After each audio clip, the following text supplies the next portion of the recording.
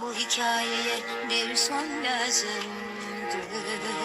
Öyle uzaktan uzaktan hiç konuşmadan nasıl da bağladın beni.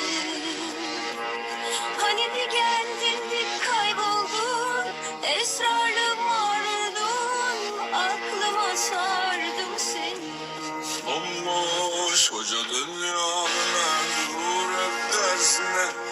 İstersin azalsın yüküm, ağır ağır omuzlarım düşer yerlere, anla. Öyle uzaktan uzaktan hiç konuşmadan nasıl da bağladın beni. Hani bir geldin bir kayboldun, esrarlı. Seni kimseler dinlemez, işine geleni bilir herkes, yakmaz canımı bu kesilir içimi. Senle bir anı, sen kal benim içimde, bir ben yandım boş yere tabii.